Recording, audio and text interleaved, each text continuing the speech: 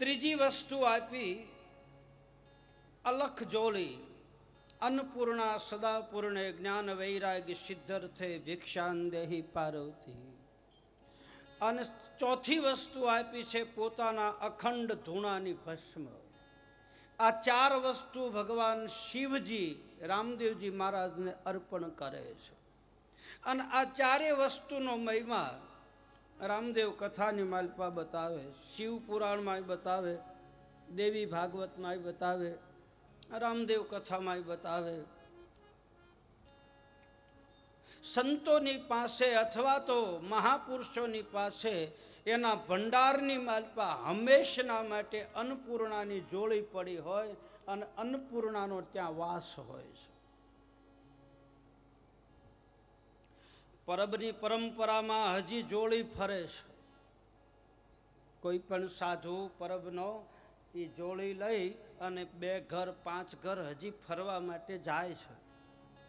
અને એ જોડીમાં આવેલો ટુકડો પ્રસાદની માલપા ભેળવે છે ને પછી બધાને પ્રસાદ આપે છે. આવો એક ધારા છે. ખભા ઉપર જોડી લઈ પ્રેમ જોગીડા જોલી લઈ પછી જોગન હું બની જાવું, હવે મારે સામે કિનારે જાવું. ખભા ઉપર જોડી લઈ અને મા અમરમાં ફરતા એમ કહે છે,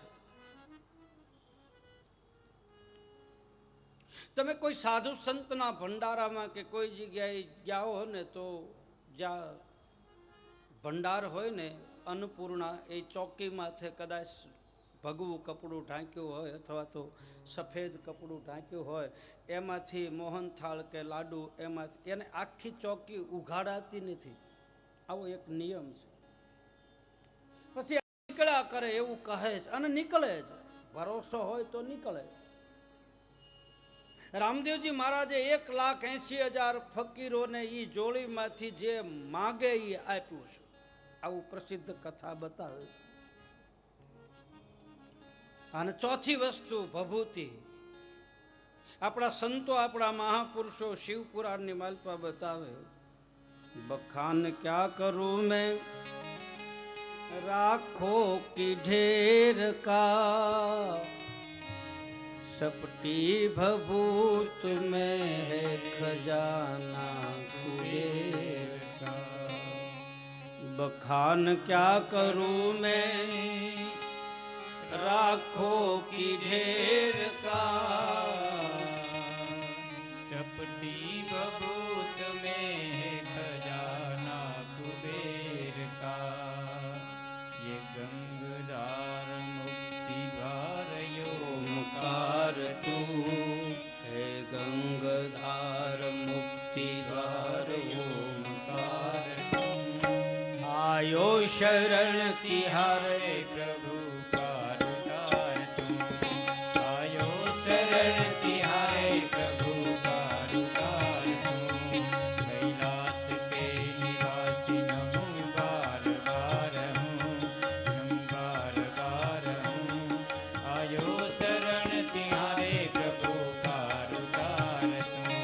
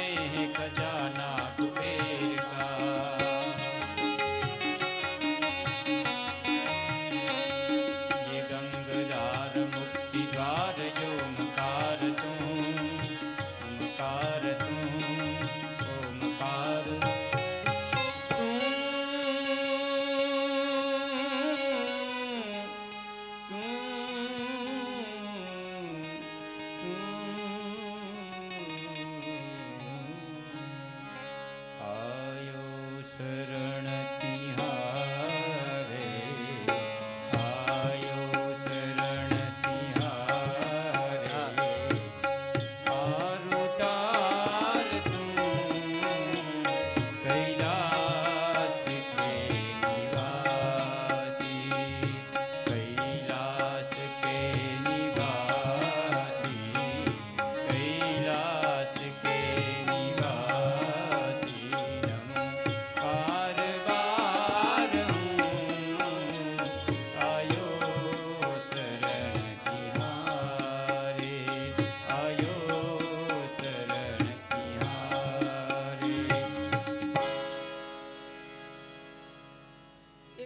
કથા છે તમે બધા કદાચ સાંભળી હોય તો ઘણી વખત ઘણા સંતોના મુખેથી સાંભળેલી છે કે પરબમાં સેવાદાસ બાપુ જ્યારે મહંત હતા અને એ વખતે એક મોટા શહેરમાંથી કોઈ એને ત્યાં એનો સેવક પરબમાં ઉતરેલા ને એમાં અડધો કલાકે કપડાં બદલી અને આમ આખા આશ્રમની અંદર આંટો મારે. સેવાદાસ બાપુના વખતમાં આ બની ગયેલી ઘટના છે, સંતોના મુખેથી સાંભળેલું છે. સેવાદાસ બાપુ એક બાજુ બેઠા હતા, વારે વારે કપડાં બદલીને નીકળે, પાછું આમ ઇન્સર્ટ કરેલું હોય અને આમ આમ આખા આશ્રમની માલપા આંટો મારે, વળી પાછો રૂમમાં જાય, વળી પાછો પોણો કલાક થાય એટલે કપડાની બીજી જોડી બદલીને પાછો એનો પ્રભાવ પાડવા કે એને જે હોય તે. એમાં સેવાદાસ બાપુએ આવીને એને બોલાવ્યો કે ભાઈ અહીંયા આવ્યો તો આ વારે વારે કપડાં શું કામ બદલે છે? અડધો પોણો કલાકમાં તારા કપડાં કાંઈ આમ મેલા થઈ જાય છે કે તને નથી ફાવતા? તો કે બાપજી એવું કાંઈ નથી, આ કપડાં નવા નવા હું પહેરીને નીકળું ને તો મારી એન્ટ્રી પડે, મારો કાંઈક માભો પડે, એમ મારો પ્રભાવ પડે. તો સેવાદાસ બાપુએ એટલા શબ્દો કીધા કે જો કપડાથી એન્ટ્રી પડતી હોય તો ગિરનારમાં શિવરાત્રિના મેળામાં એ દિગંબર બાવાને જોવા કોઈ જાય નહીં. એના તો શરીર ઉપર કપડું ન હોય પણ લાખો માણસ એના દર્શન કરવા જાય. કપડાથી એન્ટ્રી નથી પડતી, ચારિત્રથી એન્ટ્રી પડે, પગલાથી એન્ટ્રી પડે, આચરણથી. મારું તમારું આચરણ પગલું પવિત્ર હોય તો મારી તમારી પૂજા થાય. કપડા ભલે ફાટી જાય, જેનામાં આચરણ હોય, પગલું પવિત્ર હોય, એ ભાઈ ચિત્ર ભલે ગમે એટલું વિચિત્ર હોય પણ એનું આચરણ પવિત્ર હોય ને તો એની પૂજા થાય. 18 વર્ણમાંથી ગમે ને એનો જન્મ થયો હોય. હનુમાનજી મહારાજનું ચિત્ર તમે જુઓ, ગણપતિનું ચિત્ર તમે જુઓ, એનું પેટ મોટું, એના કાન મોટા, એનું નાક લાંબુ, છતાંય કોઈ પણ શુભ કાર્યની માલપા એની પહેલા પૂજા થાય, કારણ કે એનું આચરણ સારું, એનું પગલું સારું,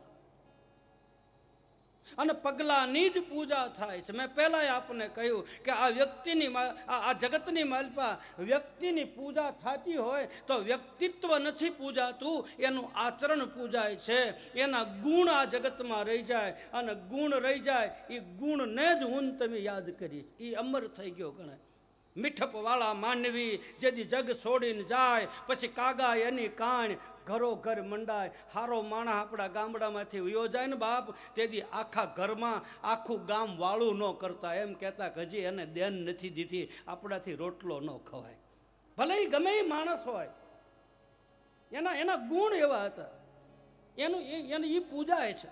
हम न रहेगा ये मोहब्बत रहेगी, हम न रहेगा ये मोहब्बत रहेगी, दास्ता अपनी दुनिया कहेगी, फिर नाम रह जाएगा आदमी का, क्या भरोसा है इस जिंदगी का. વ્યક્તિત્વ પૂજાય, એના ગુણ પૂજાય,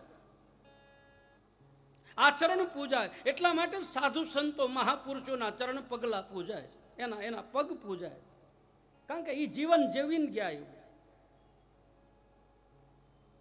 કપડાં ફાટી જાય એનો વાંધો નહીં, પણ મારા તમારા સંસ્કારનો ફાટવા જોઈએ. એ ભાઈ કપડું ફાટે તો થીગડું મરાય, બાકી સંસ્કાર ફાટી ગયા હોય તો થીગડા નથી લાગતા. અને સંસ્કારોથી જ આ દેશ આપણો સુખી છે. માથું ઊંચું લઈને હાલી શકીએ કે આપણને આ હિન્દુસ્તાનની માલપા, આ ભારત ભૂમિની માલપા મને તમને અવતાર મળ્યો, અને એમાંય મને તમને કાઠિયાવાડમાં અવતાર મળ્યો. આ આપણું સર ઊંચું લઈને હાલીએ, માથું ઊંચું. જેમ જેમ આમ ગોળ તરબૂચ હોય અને તરબૂચને ડગલી પાડે, અને એમ ભારતના નકશામાંથી કદાચ ગુજરાત અને ગુજરાતના નકશામાંથી કાઠિયાવાડ કાઢી નાખો, અને જેમ તરબૂચ ભૂંડું લાગે એમ નકશો ભૂંડો લાગે. जहाँ डाल डाल पर सोने की चिड़िया करती है बसेरा, वो भारत देश है मेरा, वो भारत देश है मेरा. जहाँ सत्य अहिंसा और धर्म का पग पग लगता डेरा, वो भारत देश है मेरा, वो भारत देश है मेरा.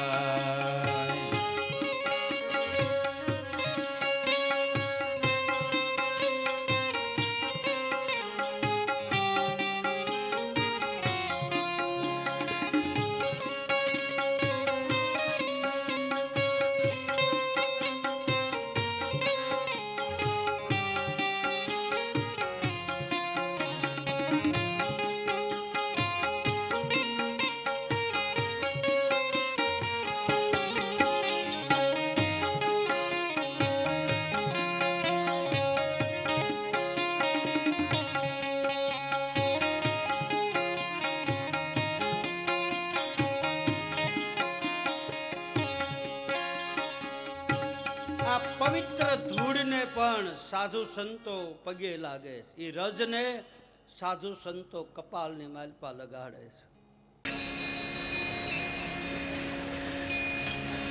સત્યનો પાયો મજબૂત થાય, તપનો પાયો મજબૂત થાય, વિશ્વાસ રૂપી સ્તંભ ખોડાઈ જાય, ત્રણેય વસ્તુ એકત્રિત થઈ ગયા પછી કોઈના ચરણના અધિકારી બની જવું જરૂરી છે.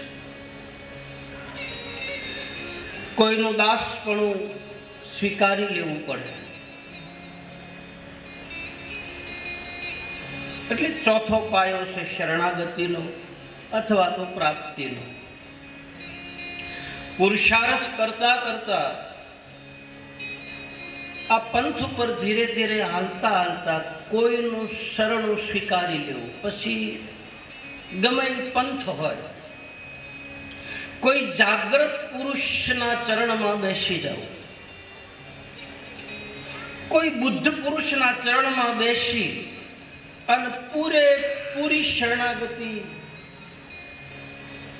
સ્વીકારી લેવી.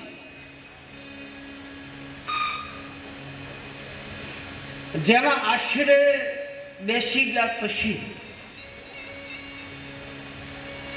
જેના ચરણમાં મન વચન કર્મ સમર્પિત કરી દીધા પછી આપણને શું મળે એ કથા શરૂ થાય. પહેલી વાત એ તો કોઈના આશરે જાય તો આપણને પહેલો આવકારો મળે કે આવો ભાઈ, આવો, બેસ, બેરો, ચા પીવો, પાણી પીવો. આશરાનો અર્થ શું થાય? આ આશ્રમનો અર્થ શું છે? કોઈ પણ સંસ્થા હોય, કોઈ પણ ધર્મનું સ્થળ હોય, એને આશ્રમ કહે તો આશ્રમનો અર્થ શું થાય? કે આવનાર વ્યક્તિને પહેલી વસ્તુ તો એને આવકારો મળે, એને આશરો મળે. આ નોધારાનો આશરો છે, આ નિરાધારનો આશરો છે. સાધુ સંત કે સદગુરુના ચરણમાં ગયા પછી આપણને પહેલો આશરો મળે. આવ ભાઈ, કે બેસ ભાઈ. ભલે મારે તમારે એની હારે નાતો હોય કે ન હોય, 18 વર્ણમાંથી કોઈ પણ આવે, આશરે આવ્યા પછી એને આવકારો મળે, આશરે આવ્યા પછી એને આહાર મળે છે, એને ટુકડો મળે, અથવા તો એને ભક્તિનું ભાતું મળે. કોઈના આશરે ગયા પછી આશ્વાસન મળે.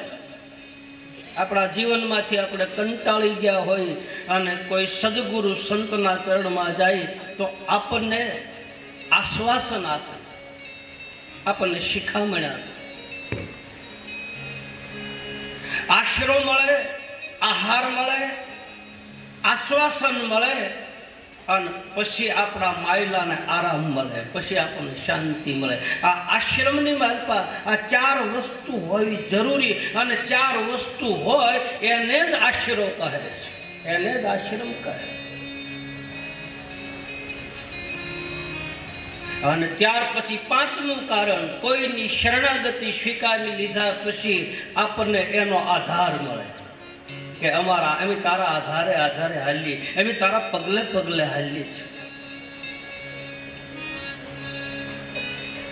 મારે તમારે કાં તો શાસ્ત્રના ચરણમાં જવું પડશે, કાં તો કોઈ સંતના ચરણમાં જવું પડે. આ 2 જ ઉદ્ધાર છે મારો ને તમારો. કાં તો કોઈ શાસ્ત્રને સમર્પિત થવું પડે, કાં તો કોઈ સંતને સમર્પિત થવું પડે.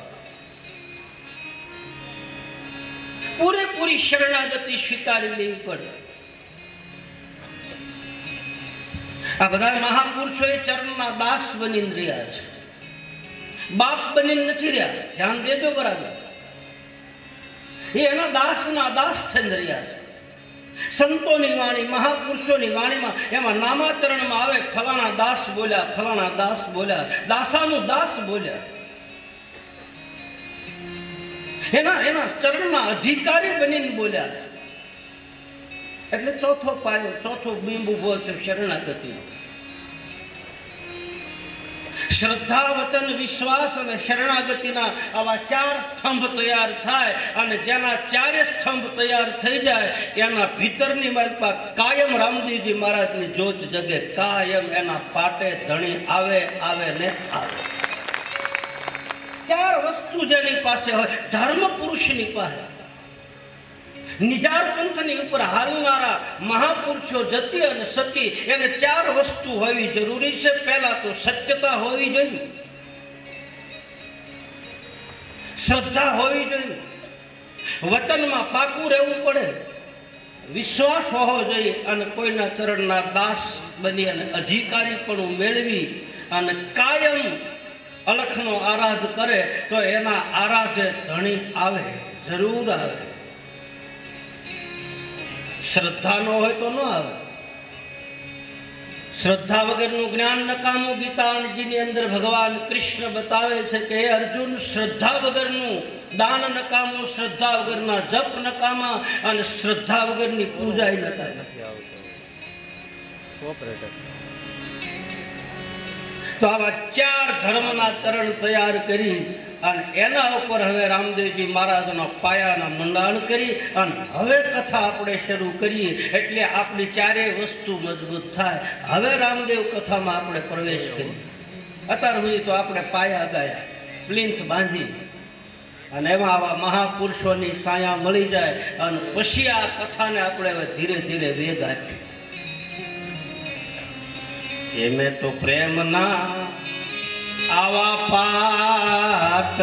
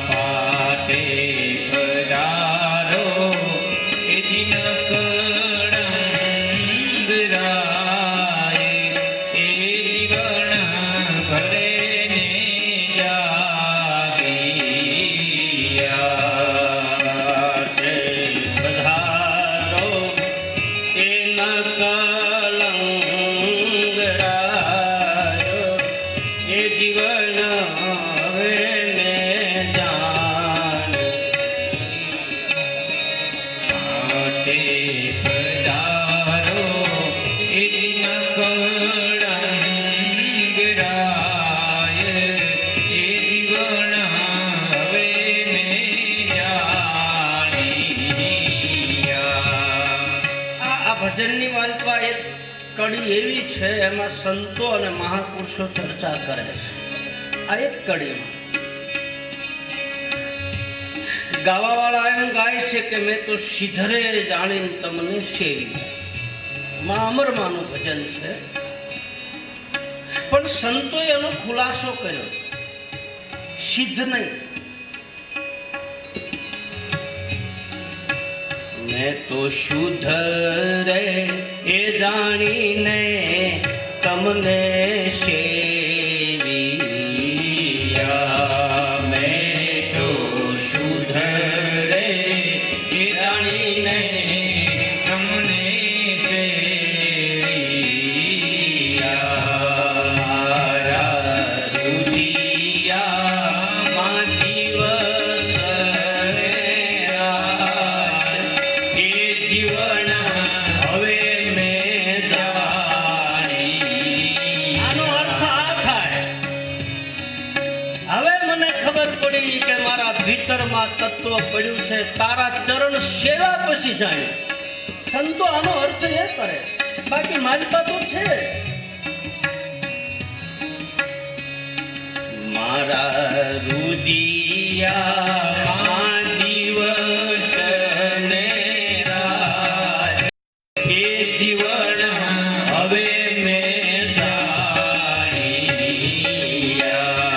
મેં તો શુદ્ધ રે એ જાણીને તમને સેવિયા.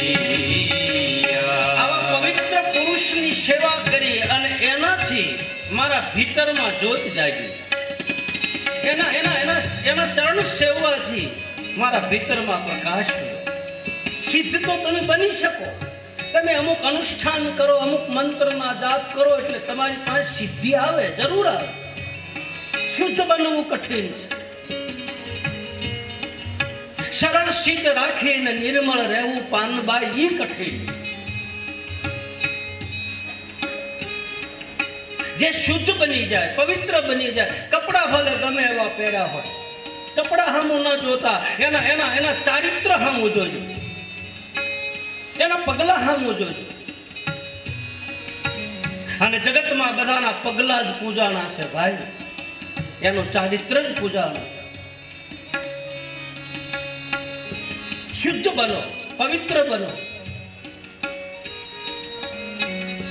આવા પવિત્ર પુરુષના ચરણમાં બેસવાથી આપણા ભીતરની અંદર રહેલું પરમ તત્વ જાગૃત થાય, અને થવું જ પડે. એને કનેક્શન લાગુ પડે, એને અર્થિંગ તરત મળે. જે જેના હોય ને એને અર્થિંગ લાગુ પડે ને પડે. એ ચુકાઈ ન રહે મારી પર. આ ચેતના તો પડી છે અંદર, કોઈ જગાડનાર હોવું જોઈએ. કોઈ મળી જાય મિલે, કોઈ એસો સંત ફકીર કે પછી પહોંચા દે ભાવ દરિયા કે તીર. આપણી વાણીની માલપા ગૂઢ રહસ્યો ભર્યા. સવારામ બાપાનું લહેરિયું છે, તમે સાંભળ્યું હોય તો કદાચ. અંગૂઠો મરડીને મેં પીયું ને જગાડ્યા. આડું જાય, અવળું જાય, નણદલ માગે લહેરિયું. ના, લહેરિયું નથી. એમાં બહુ ગૂઢ રહસ્ય આપ્યું. આજે મહાપુરુષો જે શબ્દો મૂકી ગયા, એ શબ્દોનો વિસ્ફોટ કરો ને તો એમાંથી ઘણું નીકળે. મેં પહેલા તમને કહ્યું કે આમાં ગૂઢ રહસ્યો ભર્યા છે. ગાવાવાળા એમ ગાય, અંગૂઠો મરડી મેં પીયું ને જગાડ્યા. ગોરી તન શેની આવે ઊંઘ, આડું જાય, અવળું જાય, નણદલ માગે લહેરિયું. લહેરિયું સવારામ બાપા નું કરવાનું હતું. લહેરિયું તો માતાજી ઉપર, પણ એમાં એને ચોખવટ કરી, શબ્દોને જુદા પાડ્યા. જ્યાં અંતરો આવતો હોય ને અંતરો આવે, જ્યાં વિરામ આવતો હોય ને વિરામ આવે, જ્યાં પૂર્ણ વિરામ આવતો હોય ને પૂર્ણ વિરામ આવે. ભણતા હોય એને ખબર હોય, અમુક એક લીટો હોય, બે લીટા હોય, આમ વચ્ચે બે લીટા હોય, એ બધા અંતરા છે આ ગાવામાં. જ્યાં જ્યાંની લય પૂરી થાય ત્યાં જ કરવું પડે. હા, એના માટે થોડી બાંધછોડ કરવી પડે. રાગ રાગડીમાં કદાચ થોડોક માલપા ભેળસેળ કરવી હોય તો કરી શકે, બાકી મૂળ શબ્દ તો રહેવો જોઈએ. એને છૂટું પાડે છે, ગાવાવાળા ભેગું પાડે. અંગૂઠો મરડી મેં પીયું ને જગાડ્યા રે. ગોરી તન શેની આવે આડું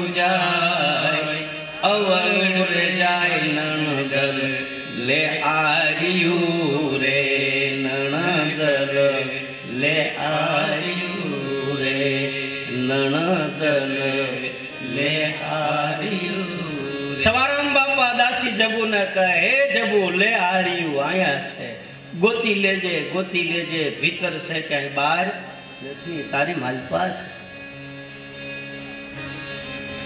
એને ગોતણે ચડવું પડે, ગોતવા માટે આડું જાય અવળું જાય. તારા ભીતરમાં પડેલી વસ્તુ છે, એને ઝાંખીને જો જણાશે તો સાસો સિતાર દિલમાં. સતાર બાપુ લખે દાસ સતાર.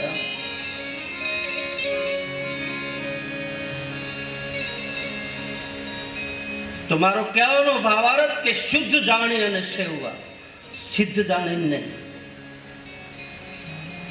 અને જે શુદ્ધ જાણીને સેવે છે એના ભીતરમાં જ્યોત પ્રગટ થાય, એના ભીતરમાં જ્ઞાન તત્વ પ્રગટ થાય, એના ભીતરમાં અંજવાળું પડે ને પડે. તો આવા પ્રેમના પાઠ માંડી એના ઉપર ભગવાનને વિરાજિત કરી અને હવે રામદેવ કથામાં પ્રવેશ કરીએ કે આજથી 850 વર્ષ પહેલા રાજસ્થાનમાં તુંવર કુળમાં અજમલજી મહારાજને ત્યાં રામદેવજી મહારાજે અવતાર લીધો. એવા સંતો અને મહાપુરુષો આ નિજાર પંથની ધારા ઉપર હાલનારા આવું બતાવે છે કે દિલ્હીની ગાદી ઉપર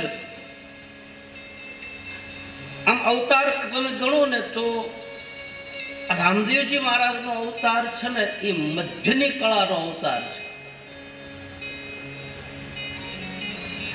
સૂર્યવંશ અને ચંદ્રવંશ અને વચ્ચેની જે કળા છે એ કળાનો અવતાર ન કળાય એવો અવતાર છે. એનું નામ છે નકળદ. કળામાં નથી આવતું. દિલ્હીના તખત ઉપર અનંગપાળ નામના રાજા રાજ કરે તુંવર કુળમાં. એને 2 દીકરીઓ હતું. એકનું નામ રૂપસુંદરી હતા, એકનું નામ કમળાદેવી હતું. એકને અજમેરમાં પરણાવ્યા. બંને દીકરીઓને સાસરે વળાવ્યા પછી એ અનંગપાળ નામના રાજાએ નક્કી કર્યું કે હવે મારે રાજની ગાદી કોને આપવી. બધા ભેગા કરી અને ધર્મની ચર્ચા કરી કે ગાદી મારે કોને આપવી. બધા ભેગા મળી અને કહ્યું છે કે ભાઈ આપણા પરિવારમાંથી કોઈને આ ગાદી તિલક કરો. અનંતપાળ રાજાને પૂછ્યું કે તમારો શું વિચાર? બોલે મારે મારા ભાણેજને ગાદી આપીશ. એનો ભાણેજ હતા પૃથ્વીરાજ ચૌહાણ. એમાં થોડાક વિરોધ કર્યો કે કોઈના કુટુંબના દીકરાને ગાદી આપો, ભાણેજને શું કામ? જે વિરોધ કરતા હતા એને અમુક રાજસ્થાનની હુકુમતમાં જે ગામડાઓ આવતા હતા એ ગામડાઓ ભાગ બટાઈ કરતી હતી કે ભાઈ તમને 5 ગામ આપો, આને 5 ગામ આપો, આને 5 ગામ આપો. બટવારા કર્યા. એમાં ધીરસિંહ નામના તુંવર એને પોકરણગઢ ભાગમાં આવ્યું. ધીરસિંહના રણસિંહ બન્યા, રણસિંહના અજમલ બન્યા. અજમલજી મહારાજને ત્યાં રામદેવજી મહારાજ અને વિરમદેવજી મહારાજ પ્રગટ થયા. આવું એક કથાની ધારામાં બતાવે. પૂજ્ય દાદા બેઠા છે અને ખ્યાલ આ ઈ પરંપરા છે. રામદેવજી મહારાજને ત્યાં સંતાનો હતા એવું રામદેવ કથામાં બતાવે. ધીરસિંહના રણસિંહ, રણસિંહના અજમલ, અજમલજી મહારાજને ત્યાં ભગવાન દ્વારકાધીશ સ્વયં પ્રગટ થયા. જન્મા નથી, પ્રગટ થયા. અને પ્રગટ થાય ને એ પરમાત્મા કહેવાય અને જન્મે એ જીવ કહેવાય. હરિ પ્રગટ થાય એટલે તમે જો દરેક શાસ્ત્રોમાં લખ્યું કે પરમાત્મા પ્રગટ થાય. રામાયણમાં પ્રસિદ્ધ કથા તમને બધાને ખબર. પહેલો શબ્દ આપે ભય પ્રગટ કૃપાલા દીન દયાલા કૌશલ્યા હિતકારી. ભય પ્રગટ કૃપાલા દીન દયાલા કૌશલ્યા હિતકારી. હર્ષિત મહતારી મુનિ મનહારી અદભુત રૂપ નિહારી. સીતારામ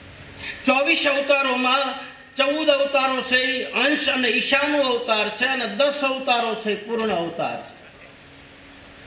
એ માયલો આ એક અવતાર છે, નિષ્કલંક અવતાર, નિષ્કલંક નારાયણ અવતાર પૂર્ણ રૂપે આવ્યા એમ કહે છે.